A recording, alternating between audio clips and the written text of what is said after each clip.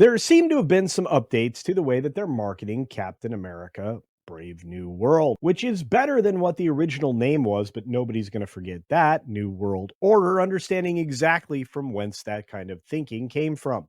The kind of identitarian ideology, neo Marxist thinking that's been coming out of Disney for quite some time, and even started a little bit before we had Endgame, which I would say was the last runaway success that Marvel has had. A lot of these marketing schemes are being tried internationally, and you're seeing a lot of that happening over in Japan, along with some new promotional materials that we have not seen here in the United States as of yet. But also, part of that marketing, of course, is some new popcorn buckets and standees that may appeal to the people who just haven't quite realized just how insulted they've been by the previous iterations of Marvel films since Endgame. And to that end, Marvel has dropped a new television spot that is supposed to call for one symbol that stands for all. I'm not sure if that's the Disney logo, not sure if it's supposed to be the Marvel logo, or if it's supposed to be a hammer and sickle. Kind of hard to tell at this point because, well, let's just say Disney is so close to a lot of communists and socialists and Marxists. In fact, they're so close, they make up a decent chunk of their staff and not just their theme parks, but all of their studios. They're identitarians, they're ideologues, and they're every bit against the unification of the United States and its glory. No, they're pushing more for the deconstruction, like what they do with most of the characters these days. If they can't swap your mantle, well, they're going to swap your gender or possibly even your race. And while that all sounds incendiary and inflammatory, and maybe it is for some people, it's pretty much the truth at this point, which is why I find it odd that we would find some hope in these new marketing efforts from Disney and Marvel. And for this particular film, Captain America New World Order. Oh, wait, sorry. Brave New World. And before we get started, let me give you a quick reminder that I am on a subscriber drive. So, one of the ways you can help my channel, in particular at its growth, is just to go ahead and take advantage of the free subscriber offer right now. If you subscribe to the channel, it's absolutely free. Turn on the notification bell, you won't miss anything.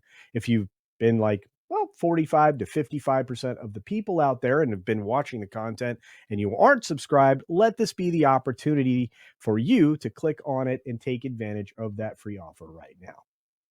On that note, let's continue on.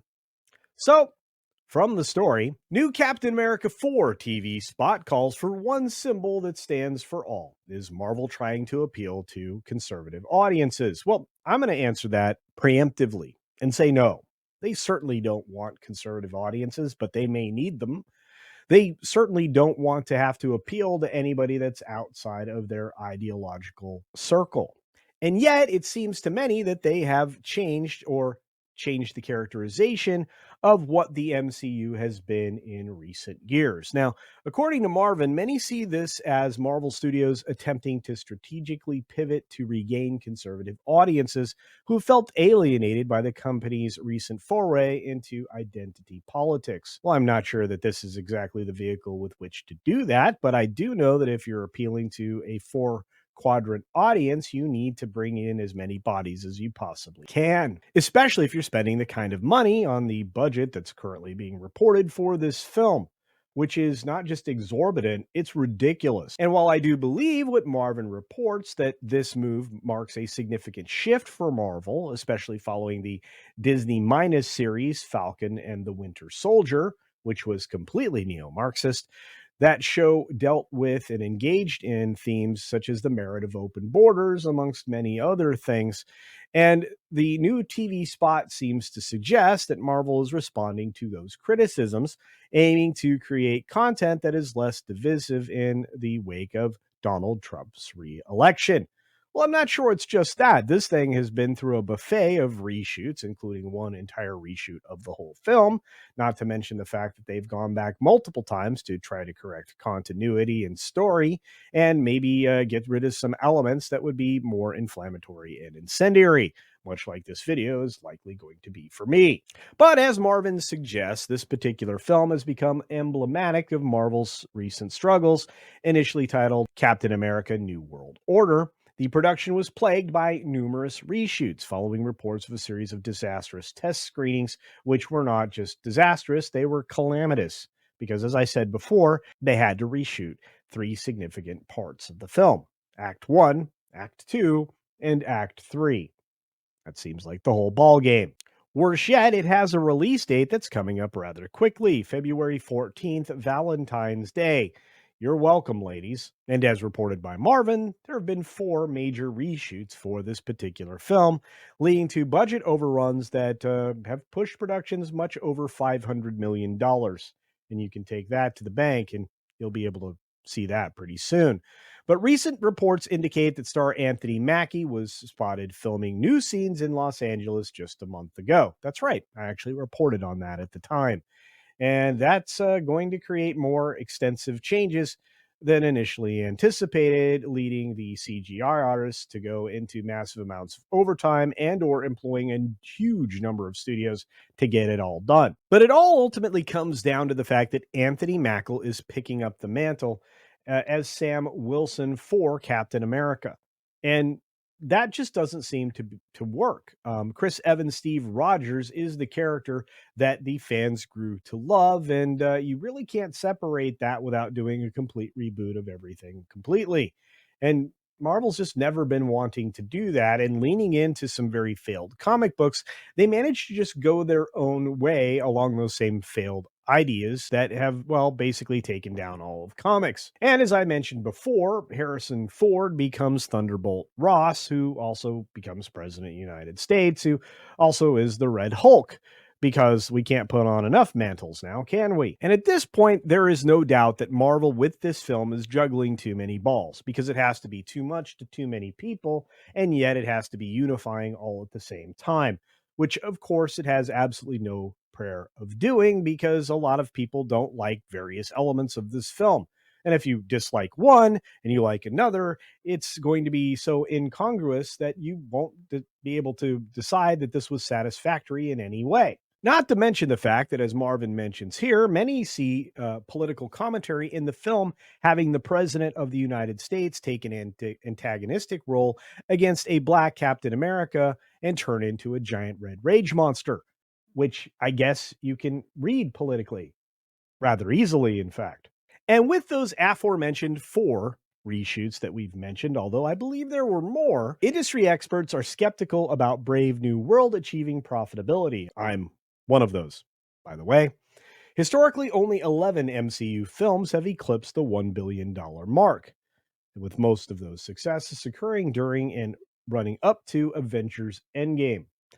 And of course, now we've just had nothing but a string of critical and commercial failures that suggest that Marvel's strategy post Endgame has been a complete failure. It has been an emphasis of, as the article says, identity politics and a more diverse roster of protagonists.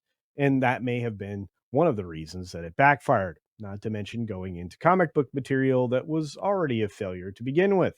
And now, with the high production costs of this combined with the potential for subpar visual effects due to rushed post production, yeah, a lot of rushed post production, raise serious doubts about the film's box office performance, which I think will be, well, a little more than subpar. In fact, it could be a complete disaster. In fact, I'm almost counting on it at this point.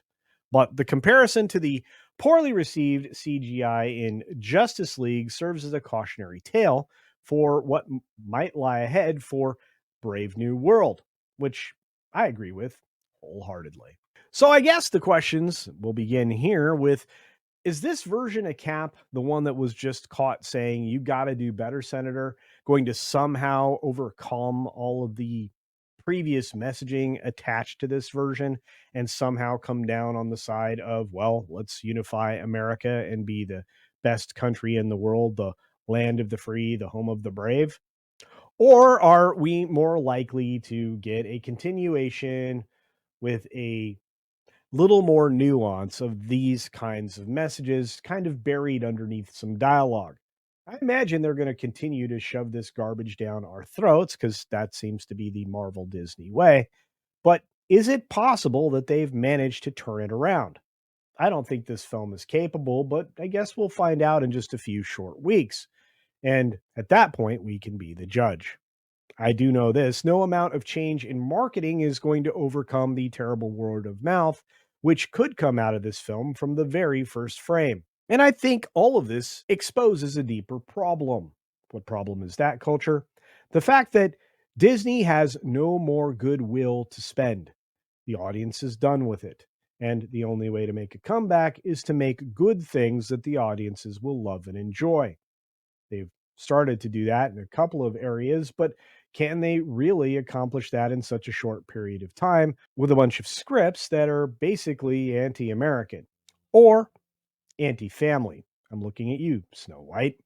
And so I guess that brings it to you. As I said, the questions are for you. It's audience participation time. And just a quick reminder, the comments section down there are for you. So if you have thoughts on anything I've said in this video, let me know. But also, indulge me this question: do you believe this film will be profitable? Two, do you think this film will be good?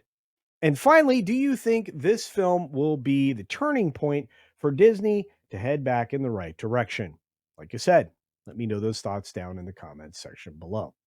And as always, be sure to take care of yourself, take care of others, and until next time, see ya.